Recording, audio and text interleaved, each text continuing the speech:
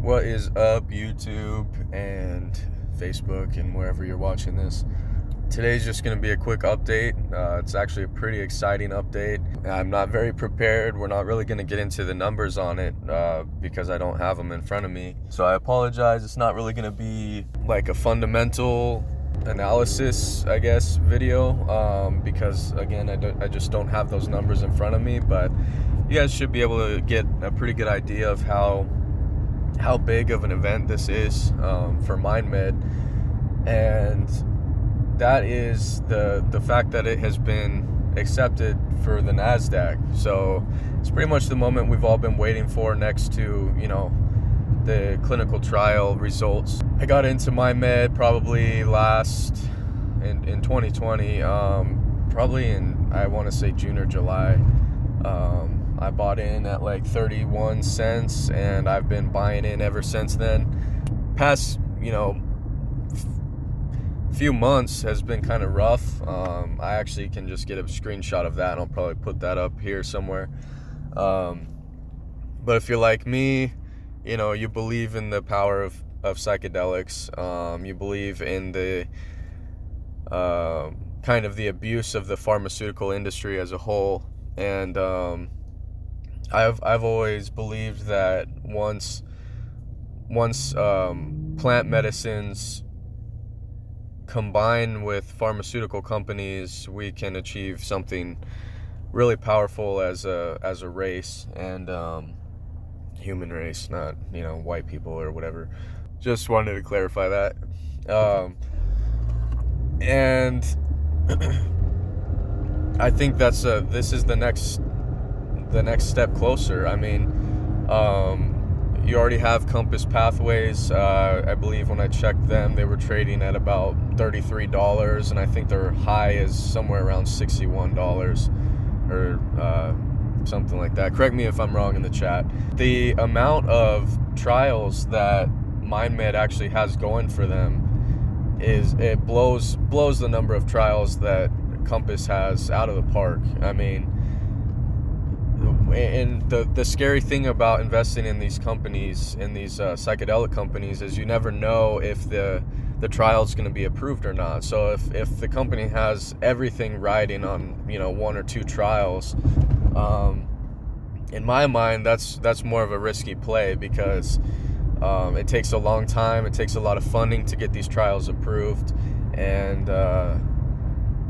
so if things go south, they're going to go real south real quick. But MindMed, I mean, off the top of my head, I don't remember how many trials they've got.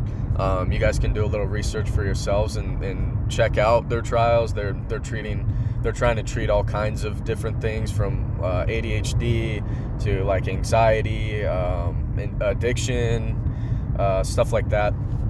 But that's not really what I wanted to talk about. I wanted to talk about the Nasdaq uplisting. And the reason why that's so exciting, there's actually a few reasons. Webull and Robinhood, which are two, you guys know they're two really popular investing apps out there. They currently don't even let you trade.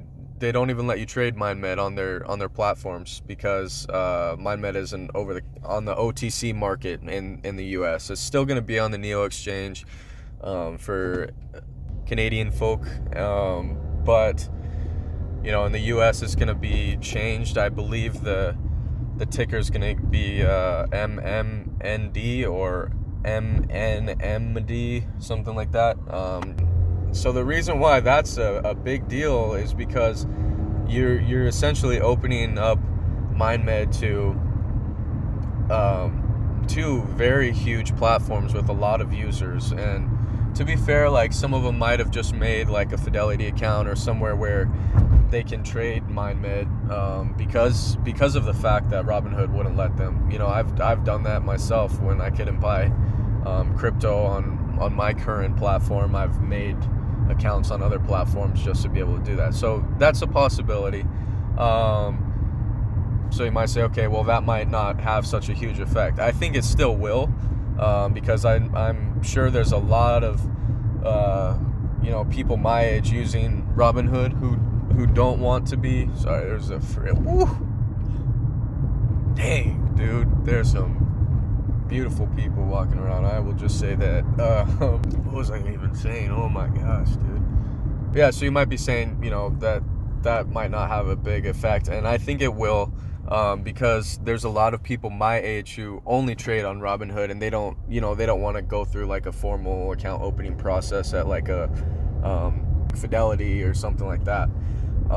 So I think it will have a pretty big effect, and then the fact that you add Webull to that, I'm literally thinking at least 100% return on just the fact that they're going to be trading on Robinhood and Webull from now on. And that's not even the big part that I'm seeing. I don't think that, I know Kathy Wood has said, her feelings on psychedelics, but there are a lot of other ETFs out there who, for one reason or another, haven't been able to buy MindMed due to the fact that it's been on the OTC market. And they're not really, some of them are not really allowed to touch things like that until they've been listed on the Nasdaq. MindMed is now going to be exposed to all of these ETFs, and you're going to have a bunch of institutional investors that are now eligible to be investing in MindMed. So I think that it's actually going to be a really big catalyst for MindMed to essentially establish itself in a more trusted market. It's gonna allow it to gain more trust in people and kind of show that we're not just messing around with this stuff, like we're here and we're growing, and psychedelics are beneficial for people. I think eventually the trials up till this point have been going great, as far as I've researched, and I think that they will continue to be going well. I think that they're really committed to their cause. I think that there are so many mental illnesses that could be treated through their research and their developments, and I think that once there are two things that I think will be huge for human civilization as a whole. The first thing is once we combine plant medicines with pharmaceutical companies. Once the two research sides, it's kind of like that whole spirituality and religion argument. I think there are a lot of similarities. I think there are a lot of differences, but I think that together, those things could create something very powerful. And I know that's getting into a whole nother topic, but the same thing applies to, the same idea applies to like psychedelics and pharmaceutical companies, because nature gives us what we need, and it's up to us to figure out how to use it. There's things that could be used for good or bad in nature, and it's up to us to decide to use them for good, obviously, and to use it to help relieve our suffering, to help adapt. That's the biggest thing about these psychedelic companies, is that they're just beginning. I mean, they're just like, I don't even know when Compass was released, but it has not been that long, you guys. It's the fact that these companies are trading on the market at all is pretty amazing, and there's not a lot of them out there. I'm sure there's a lot who want to be trading, but there's not a lot on the market currently, especially when you compare that to even like pot stocks. Like there's a lot more pot stocks and pot related stocks going now that things are kind of evolving towards that direction. And in my opinion, psychedelics are just beginning, and the fact that this one has just gotten onto the Nasdaq, the fact that it's going to be exposed to 2 new user platforms, Webull and Robinhood, and possibly some other lesser known ones. Let me know if there are any. The fact that, you know, ETFs and institutional investors are now going to be more eligible to purchase MindMed and to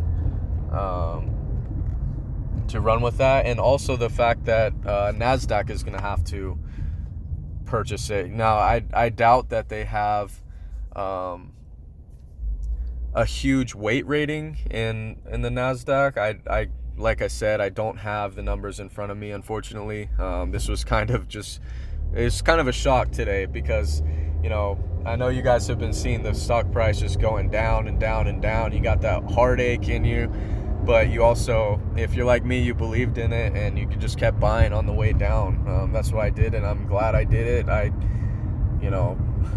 For all the reasons I've just said in this video, I think that MindMed could be great in the future, and you still gotta keep in mind, you know, you gotta watch for those trials, make sure everything's still going smoothly, because, you know, if all the trials were to fail, which I doubt they would, but the bigger trials, you know, could have a pretty big effect on the company and the share price and all that as a whole. So just watch out for that. But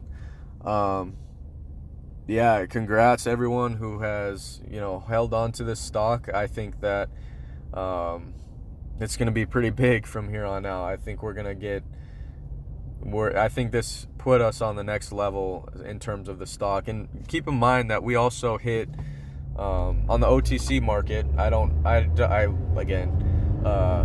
know what they got to on the NEO exchange, but on the OTC market, I think our high was like 502 or 490 or something crazy. So I think that and that was just being on the OTC market, you know, and